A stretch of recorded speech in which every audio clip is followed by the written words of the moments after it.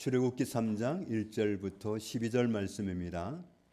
모세가 그의 장인 미디안 제사장 이도로의 양떼를 치더니 그 떼를 광야 서쪽으로 인도하여 하나님의 산 호렙에 이르매 여호와의 사자가 떨기나무 가운데로부터 나오는 불꽃 안에서 그에게 나타나시니라. 그가 보니 떨기나무에 불이 붙었으나 그 떨기나무가 사라지지 아니하는지라. 이에 모세가 이르되 내가 돌이켜 가서 이 큰 광경을 보리라. 떨기나무가 어찌하여 타지 아니하는고 하니 그때에 여호와께서 그가 보려고 돌이켜 오는 것을 보신지라. 하나님이 떨기나무 가운데서 그를 불러 이르시되 모세야 모세야 하시매 그가 이르되 내가 여기 있나이다. 하나님이 이르시되 이리로 가까이 오지 말라. 네가 선 곳은 거룩한 땅이니 내 발에서 신을 벗으라. 또 이르시되 나는 네 조상의 하나님이니 아브라함의 하나님, 이삭의 하나님, 야곱의 하나님이니라. 모세가 하나님 배웠기를 두려워하여 얼굴을 가리매 여호와께서 이르시되 내가 애굽에 있는 내 백성의 고통을 분명히 보고 그들이 그들의 감독자로 말미암아 부르짖음을 듣고 그 근심을 알고 내가 내려가서 그들을 애굽인의 손에서 건져내고 그들을 그 땅에서 인도하여 아름답고 광대한 땅, 젖과 꿀이 흐르는 땅, 곧 가나안 족속, 헷 족속, 아모리 족속, 브리스 족속, 휘 족속, 여부스 족속의 지방에 데려가려 하노라. 이제 가라. 이스라엘 자손의 부르짖음이 내게 달하고 애굽 사람이 그들을 괴롭히는 학대도 내가 보았으니 이제 내가 너를 바로에게 보내어 너에게 내 백성 이스라엘 자손을 애굽에서 인도하여 내게 하리라. 모세가 하나님께 아뢰되 내가 누구이기에 바로에게 가며 이스라엘 자손을 애굽에서 인도하여 내리이까. 하나님이 이르시되 내가 반드시 너와 함께 있으리라. 네가 그 백성을 애굽에서 인도하여 낸 후에 너희가 이 산에서 하나님을 섬기리니 이것이 내가 너를 보낸 증거니라. 아멘. 우리는 요즘 모세오경을 통해서 하나님이 우리를 창조하신 이유를 확실하게 새기고 있습니다. 하나님은 우리와 함께 살아가는 하나님의 나라를 애초부터 계획하셨던 것을 우리가 발견했습니다. 그런데 아담과 하와가 하나님의 통치를 안 받겠다고 거절하는 바람에 하나님이 더 이상 우리와 함께 하실 수 없게 되었고 우리를 통치하실 수도 없게 되어서 하나님이 함께 하시고 하나님의 통치가 있고 하나님의 안식이 있는 하나님의 나라가 더 이상 유지되지 못하고 깨지게 되었습니다. 중요한 것은 하나님께서는 우리와 함께 살아가는 하나님의 나라 이루는 것을 포기하지 않으셨다는 겁니다. 창세기 3장 15절을 보면 하나님이 사탄에게 선포하신 말씀인데 여자의 후손을 보내서 사람을 넘어뜨린 사탄의 머리를 상하게 하신다. 그렇게 표현하셨습니다. 로마서 6장에 있는 말씀을 보면 사람은 자기가 순종하는 대상의 종이 됩니다. 사람이 하나님의 통치 아래 있고 하나님의 말씀에 순종하면 우리는 하나님께 속한 사람이 되고 하나님의 종이 됩니다. 그러나 하나님 말씀을 듣지 마, 하나님의 통치를 거절해 하는 사탄의 말을 듣고 사탄에게 순종하는 순간부터 사람은 사탄의 소나기에 빠져들었습니다. 그런데 여자의 후손을 보내셔서 사탄의 머리를 상하게 하신다고 말씀하신 것은 더 이상 사람이 사탄의 지배 아래 매여 있지 않도록 해방시키신다는 말씀이고 우리를 죄에서 구원하셔서 다시금 하나님이 우리 안에 거하시고 하나님이 우리와 더불어 살아가시는 하나님의 나라를 계속해서 세우시겠다고 하는 그런 의지를 표현하신 말씀이 창세기 3장 말씀입니다. 그러니까 창세기 3장 15절 말씀을 가지고 하나님은 아브라함도 찾아오시고 이삭도 찾아오시고 야곱도 찾아오시고 저와 여러분도 찾아오셨습니다. 원래 죄인은 하나님과 함께 같은 자리에 있을 수가 없습니다. 죄인이 하나님과 함께하면 거룩하신 하나님 앞에서 용납될 수 없기 때문에 곧 죽음을 뜻합니다. 그래서 이사야 6장을 보면 이사야가 어느 날 하나님을 뵙는 그런 영광을 누렸는데, 하나님을 뵙는 영광을 누렸다고 감탄한 게 아니라 오라 나는 망하게 되었다. 내가 죄인이면서 거룩하신 하나님을 배웠으니 나 이제 죽게 됐어. 이렇게 말했던 겁니다. 사사기 13장을 보면 마누아라는 사람도 하나님을 보고 나서 이제 내가 하나님을 배웠으니까 나는 죽게 됐다. 이렇게 말을 했던 겁니다.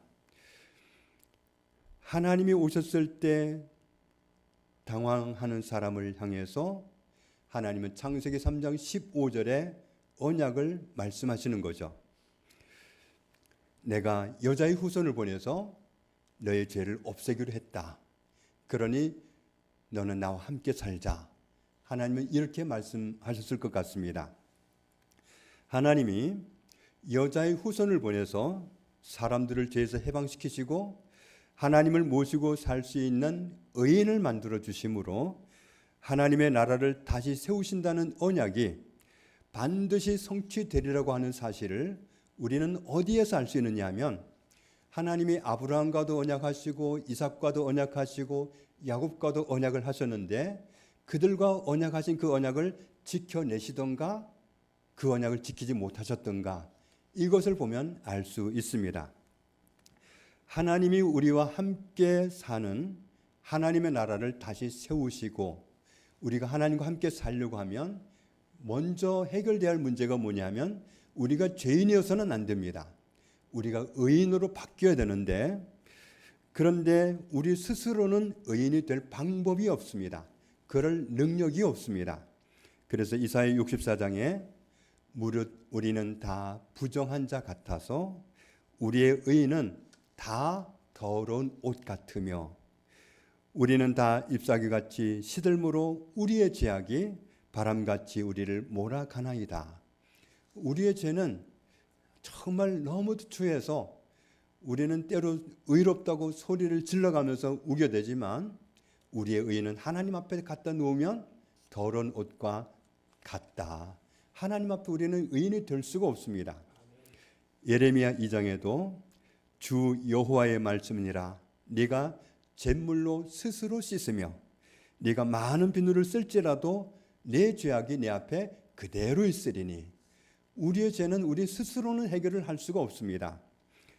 우리가 하나님의 통치를 거부한 죄는 우리를 완벽한 죄인이 되게 했고 우리 스스로는 그 죄를 없앨 방법이 없습니다. 죄인 되었던 우리가 스스로를 깨끗하게 할 수 있다면, 우리 스스로 죄를 없앨 수 있다면 우리에게는 구세주가 필요하지 않습니다.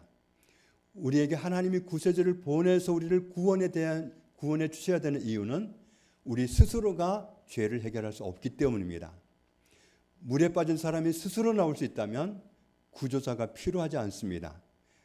빠져나올 수 없을 때 그때 구조자가 필요한 것처럼 우리가 죄를 스스로 해결할 수 있다면 구세주가 필요하지 않지만 우리는 죄를 스스로 해결할 방법이 없기 때문에 하나님이 구세주를 보내셔서 우리를 구원해 주셔야 했습니다.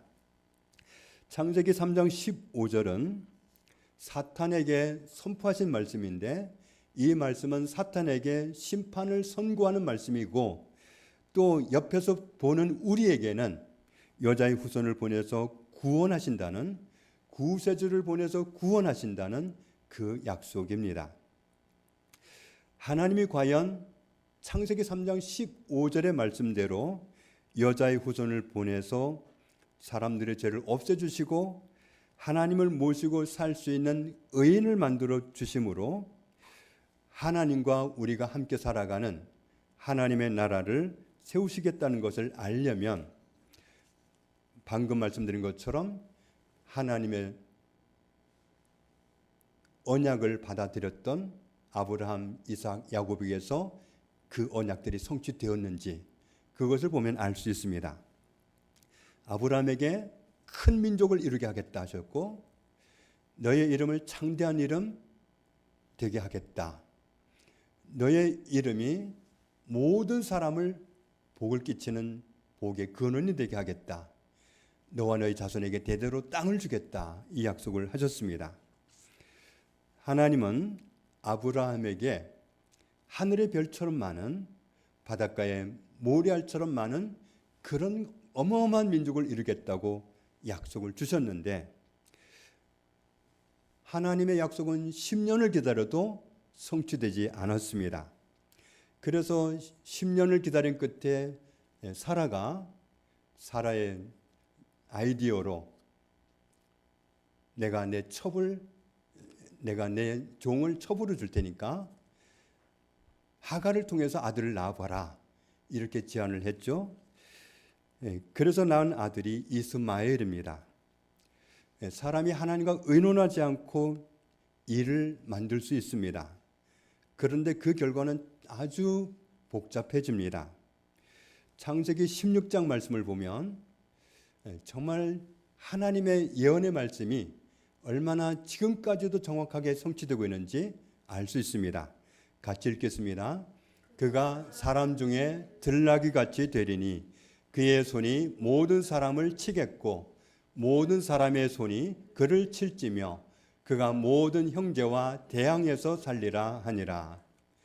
이게 이스마엘을 잉태하고 있는 하갈에게 하나님이 하신 말씀이에요. 네가 아들을 낳을 테니까 이름을 이스마엘이라 해라. 그가 사람 중에 들나귀같이 될 것이고 그의 손이 모든 사람을 칠 것이고 모든 사람의 손이 이스마엘을 칠 것이다. 그가 모든 형제와 대항해서 살리라. 요즘 중동 지역이 엄청 시끌시끌합니다. 이스마엘 자손과 이삭 자손들이 싸우고 있는 겁니다. 마호메트 무함마드가 성경을 왜곡시켜서 이슬람교를 만들었습니다.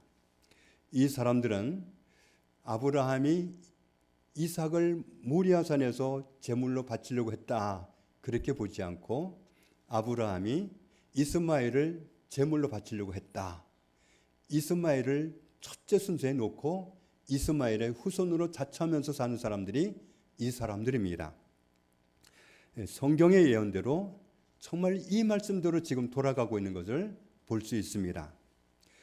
하나님과 의논하지 않고 벌인 일들이 얼마나 대가가 큰지 우리는 정말 새삼스럽게 발견하게 됩니다. 하나님은 아브라함에게 너와 맺은 언약을 너의 아들과 맺겠다, 그렇게 하셨죠. 아브라함이 그 말씀을 듣고 그러면 저 아들 이스마엘이 있으니까 이스마엘하고 언약 맺으시면 되겠네요, 그렇게 말씀을 드렸더니 아니다, 사라가 낳는 아들을 통해서 언약을 맺을 거야, 하나님이 또 그렇게 말씀하셨습니다. 아브라함이 예 하고 기다렸는데 아무리 기다려도 자식을 낳을 수가 없었죠. 마침내 사라는 자식을 낳을 수 없는 폐경이 왔고 아브라함 역시도 더 이상 자녀를 가질 수 없는 노인 상태가 되었습니다. 사람은 이제 끝났다, 하나님의 언약이 성취될 수 없다, 그렇게 결론을 내려야 할 그때부터 하나님은 일하셨습니다. 창세기 21장을 보면 하나님이 말씀하신 대로 하나님이 사라를 돌보셨고 사라가 임신을 하고 아들을 낳았다. 창세기 26장에 아브라함에게 말씀하신 대로 아브라함에게 하신 언약을 이삭에게 그대로 또 물려서 언약을 하셨습니다. 창세기 25장에 이삭의 아내 리브가가 쌍둥이를 임신했는데 하나님은 동생으로 태어나는 아들이 언약을 이어서 맺는다고 귀뜸을 해주셨습니다. 창세기 28장을 보면 아브라함과 이삭에게 주셨던 그 언약을 야곱에게 똑같이 이어서 주시는 것을 볼 수 있습니다. 우리가 지난주에도 살펴보았지만 출애굽기 1장에서 애굽으로 내려가서 거주하는 야곱의 후손들이 애굽 땅을 가득 채울 정도로 많아졌습니다. 너의 후손이 하늘의 별처럼 바닷가의 모래알처럼 많아지리라 하신 언약이 벌써 성취가 되었던 겁니다.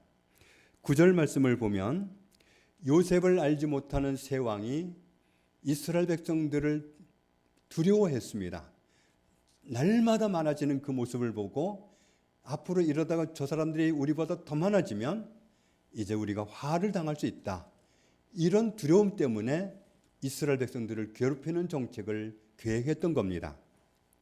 12절을 보면 그런데 학대를 하면 할수록 이스라엘 백성들은 숫자가 주는 게 아니라 학대를 받으면 받을수록 점점 많아져서 정말 요즘 말로 하면 바로 왕이 돌아버릴 정도로 그렇게 이스라엘 백성들이 위협적으로 많아졌습니다. 새로운 바로 왕이 그렇게 이스라엘 백성을 괴롭히지 않았더라면 야곱의 자손들은 애굽에 거주하는 것을 좋게 여기고 거기에 계속 살기를 바랬을 겁니다. 출애굽기 2장을 보면 야곱의 자손들이 하나님께 부르짖을 수밖에 없었습니다. 괴로워서 바로 왕이 너무너무 괴롭히니까 살 수가 없어서 우리 제발 좀 해방시켜달라고, 제발 이 애굽에서 떠나가게 해달라고 그들 스스로의 입으로 구원을 호소할 수밖에 없는 괴로움의 시절이 왔습니다. 24절 25절을 보면 그들이 부르짖을 때 하나님은 전에 아브라함, 이삭, 야곱과 하셨던 언약을 성취하시기 위해서 야곱 자손을 출애굽하도록 인도해 내십니다. 아브라함에게 하신 언약이 있었죠. 창세기 15장을 보면 너의 자손이, 창세기 15장입니다. 창세기 15장 13절 14절을 보면 너의 자손이 이방의 객이 되어 이방 사람들을 섬기게 될 것이다. 그들은 400년을 거주하겠고 이방 사람들이 너의 자손을 괴롭히리라. 너의 자손을 괴롭히는 나라를 내가 징벌할 것이고 너의 자손은 애굽에서 많은 재물을 이끌고 나오게 하겠다. 이렇게 아브라함에게 오래전에 구체적으로 언약을 이미 하셨었는데 이 언약을 성취하실 때가 된 겁니다.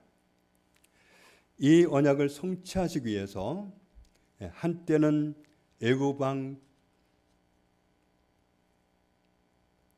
공주의 아들이라는 그런 큰 위치에서 정말 그때 하나님이 모세한테 너의 민족을 구원해내라 하면 정말 쉬웠을 그런 시절도 있었지만 하나님은 그때 모세를 찾아오시지 않고 최근 40년간 미디안 광야에 숨어 지내면서 자기 장인의 양을 기르는 이름 없는 목동이 되어버린 그런 초라한 모세를 하나님이 찾아오셨습니다. 출애굽기 3장 말씀을 보니까 모세가 장인의 양떼를 이끌고 호렙산에 이르렀는데 2절 3절에 모세가 호렙산에서 아주 호기심 가는 그런 광경을 발견합니다. 떨기나무가 불에 붙어서 타고 있는데 불이 붙어서 탈 것 같으면 나무가 사그러들고 줄어야 되는데 문제는 쪼그라들지도 않고 타서 없어지지도 않고 그대로 불만 활활 타오르고 있는 겁니다. 모세가 그 광경이 하도 신기해서 가까이 가서 봐야 되겠다. 그래서 가까이 가게 됐는데 4절 5절을 보면 떨기나무 가운데에서 하나님이 다가오고 있는 모세를 향해서 말씀하십니다. 모세야, 모세야, 이리로 가까이 오지 말아라. 네가 선 것은 거룩한 땅이니 내 발에서 신을 벗으라. 6절에 하나님이 모세에게 당신을 스스로 소개하십니다. 나는 내 조상의 하나님, 아브라함의 하나님, 이삭의 하나님, 야곱의 하나님이다.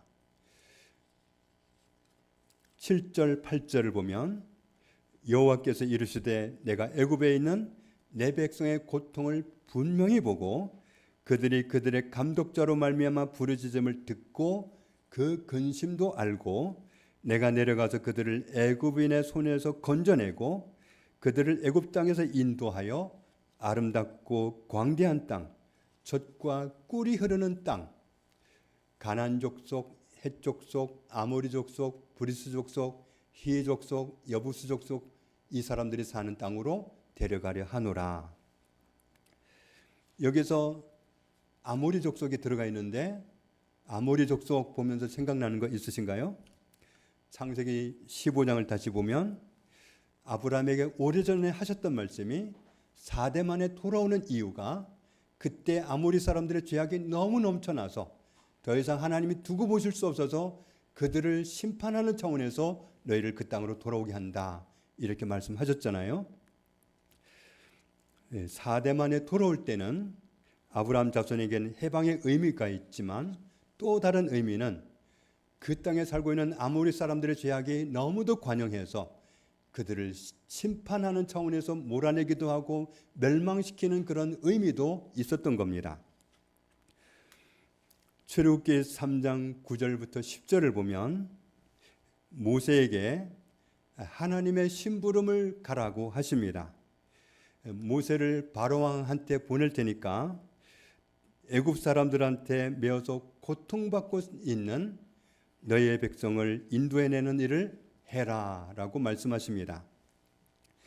하나님은 모세가 어떤 상황인지 잘 아시고 그때 찾아오셨습니다. 이때 모세는 힘이 다 빠진 상태였습니다. 모세가 바로 왕궁에 있을 때 그때 오셨더라면 얼마나 힘이 넘쳐났을 텐데 하나님은 절대로 그때 오시지 않습니다. 왜냐하면 그때 일을 시켜놓으면 모세가 그럴 거 아닙니까? 내가 내 백성을 이끌어냈다. 하나님은 하나님이 받으실 영광을 다른 데 돌리지 않습니다. 또 그때 하나님이 미리 그 힘 있는 모세를 통해서 구원해 내셨더라면 정작 아모리 사람의 죄악에 관영했을 때 그들을 심판한다고 하는 언약을 성취할 수가 없는 거죠. 하나님은 그런 모든 정황에 맞는 정확한 타이밍에 모세를 찾아오셨습니다. 지금 모세는 자기가 생각해도 힘이 하나도 없습니다. 장인의 양을 치면서 늙을 대로 늙었습니다.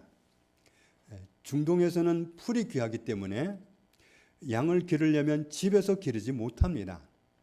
양을 데리고 함께 나가야 돼요. 들판으로. 풀이 있는 곳으로 나가서 양들과 함께 살아요. 낮에도 같이 살고 밤에도 같이 살고 그래서 집을 나가면 언제 돌아올지 몰라요. 그래서 집에도 이따금 돌아오기 때문에 모세는 자녀도 많지 않습니다. 집에 와서 부인과 함께 지내는 시간이 거의 없었기 때문에 모세는 게르솜이라는 아들과 엘리에셀이라고 하는 아들 둘밖에는 두었다는 기록이 없습니다.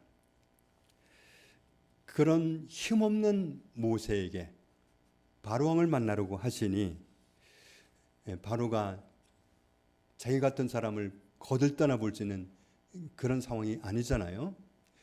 더군다나 애굽 사람들은 짐승 기르는 사람을 얼마나 싫어하는지 모릅니다. 왜냐하면 짐승 기르는 사람들은 목동 같으면 양들과 생활을 같이 하기 때문에 그림으로 보고 사진으로 볼 때는 좋아 보이지만 가까이 다가가지 못합니다. 냄새 때문에. 짐승 냄새가 몸에 배어서 가까이 할 수가 없어요. 우웩하게 되죠. 그러니 애굽 사람들이 바로 왕이 모세를 만나려고 하겠어요. 그런 초라해진 자기를 하나님은 보내려고 했을 때 더군다나 모세는 40년 동안 짐승과 함께 살면서 말을 할 수 있는 기회가 거의 없었잖아요.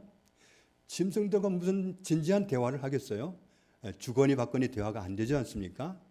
그러니 모세는 사람들과 대화를 해보는 그런 상황이 되지 않았기 때문에 말을 거의 할 수가 없었습니다. 40년을. 그러니까 하나님이 모세한테 가라고 했을 때 저는 말 주변이 없는데요. 저는 말할 줄 모르는데요. 어떻게 만나요? 이 정말 두려움이 사실이었던 겁니다. 출애굽기 3장 11절을 보면 모세가 기겁하는 반응을 하잖아요. 내가 누군데 감히 바로왕을 찾아가고 이스라엘 자손을 애굽에서 인도해낼 수 있습니까?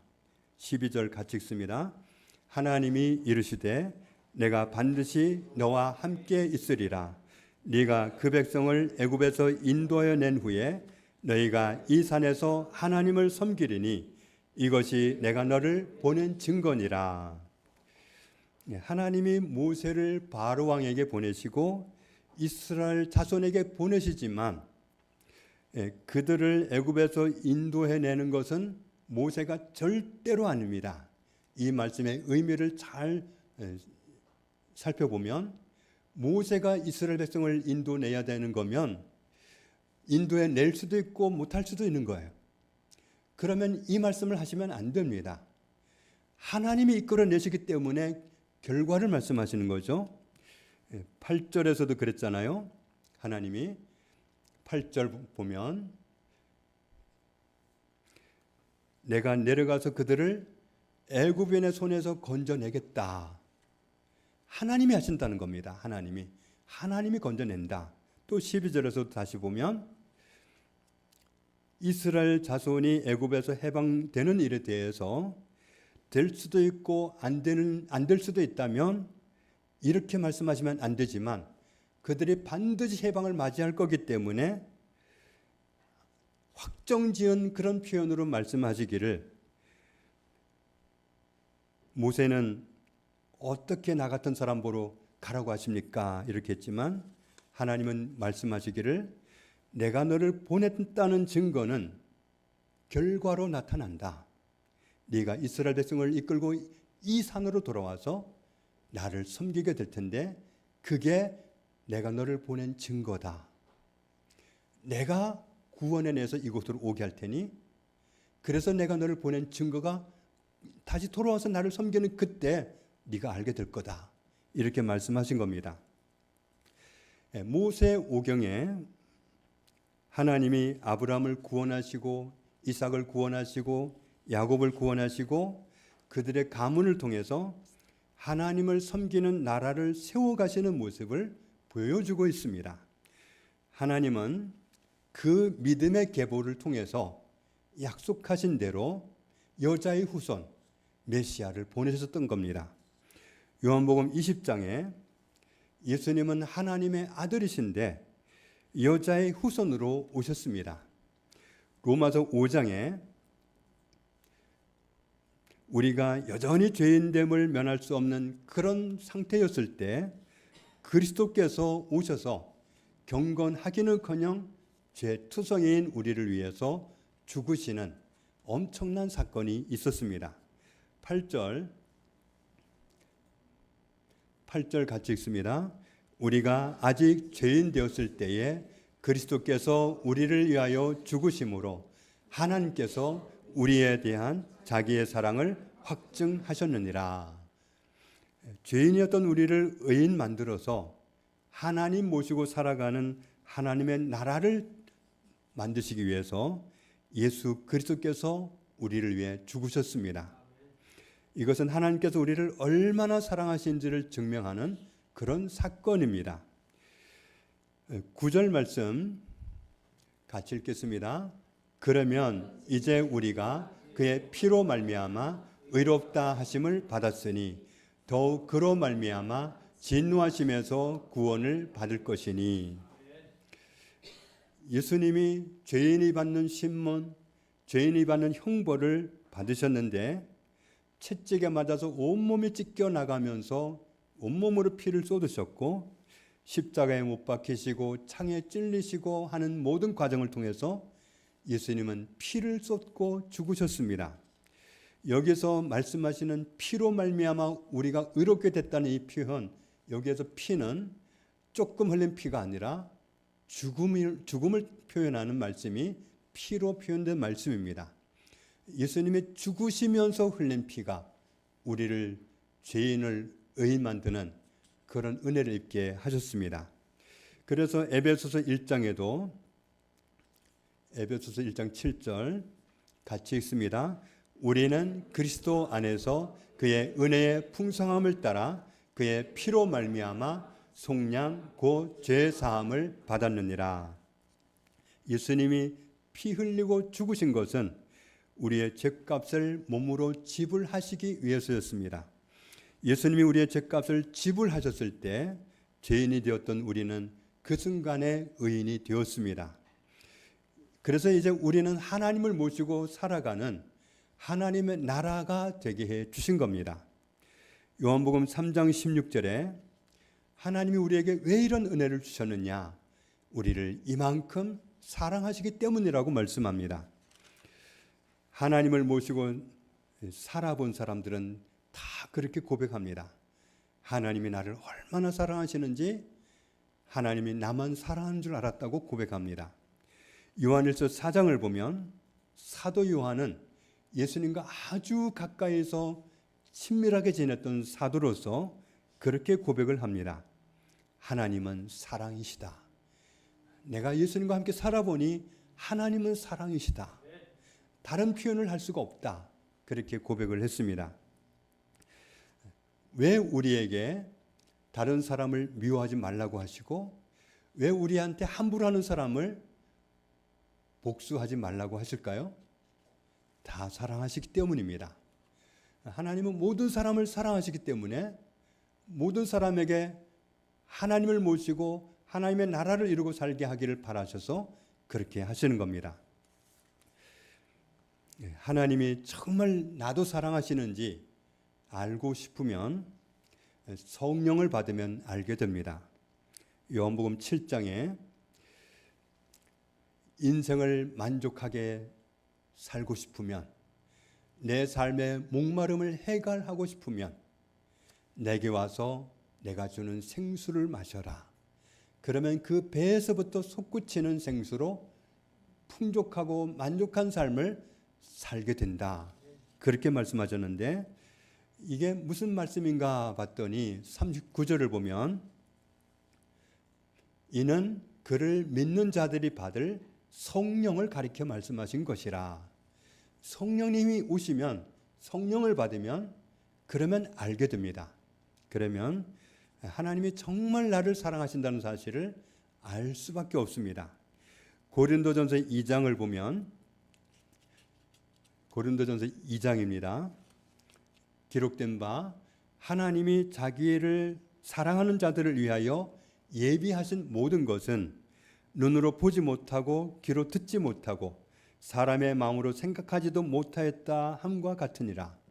그러면 하나님이 우리를 위하신 그 사랑이 그렇게 놀랍고 상상도 할 수 없는 거면 우리가 어떻게 할 수 있습니까?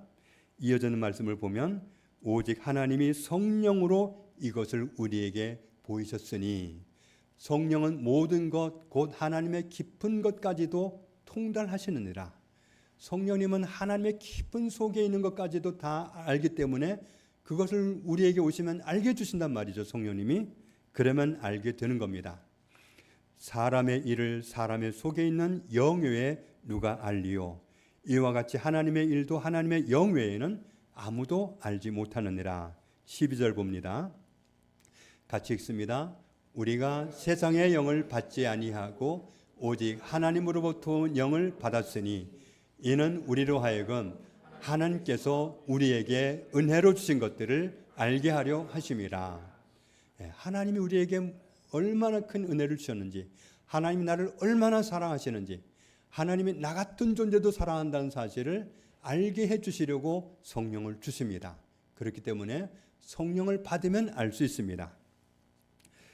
성령을 받으면 하나님이 나를 얼마나 사랑하신지 알게 되기 때문에, 정말 하나님이 알고 싶다면, 하나님의 사랑을 알고 싶다면, 그러면 저한테도 성령을 주세요 말씀드리면 됩니다.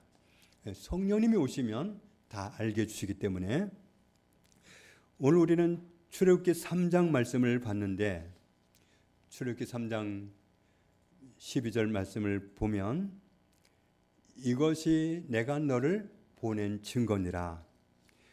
애굽에 눌려 있던 이스라엘 자손이 해방되는 것은 하나님의 계획이었고 하나님의 언약이었습니다. 하나님이 계획하신 것, 하나님이 언약하신 것 반드시 성취된다는 사실을 우리는 모세오경을 통해서 확인했습니다. 하나님은 언약의 말씀을 신실하게 지키시기 때문에 그들이 하나님을 모시고 살아가는 하나님의 나라가 되도록 이스라엘 백성들을 애굽에서 구원해 내셨습니다. 우리를 구원하시고 우리가 하나님을 모시고 살아가는 하나님의 나라가 되게 하시는 것은 하나님의 계획이고 하나님의 언약입니다. 창세기 3장 15절은 그 언약이죠. 신실하신 하나님이 여자의 후손 예수 그리스도를 보내주셔서 우리를 죄에서 정말 신실하게 해방시켜 주셨습니다. 성령을 받지 못하신 분들은 성령을 구하십시오. 성령을 받으시고 하나님을 모시고 살아가는, 하나님이 항상 내 안에 거하시는 하나님의 나라로 내가 살아가는 것을 하나님은 소원하고 계십니다.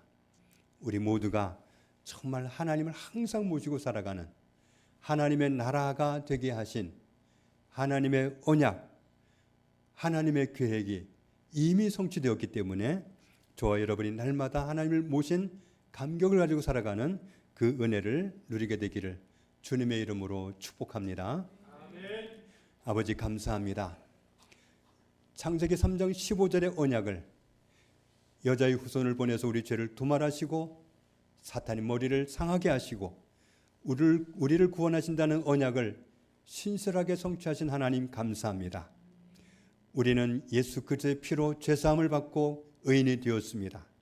하나님을 모시고 하나님의 나라로 살게 해 주셨습니다. 우리가 이 놀라운 은혜를 입어서 하나님을 모시고 살아가는 하나님 나라가 되게 해주신 것 감사합니다. 우리가 어떻게 이 은혜 입은 것을 우리 신비에 새기게 하시고 하나님을 기쁨으로 섬기고 살아가는 저희들이 다 되게 하여 주옵소서. 예수님의 이름으로 기도합니다. 아멘.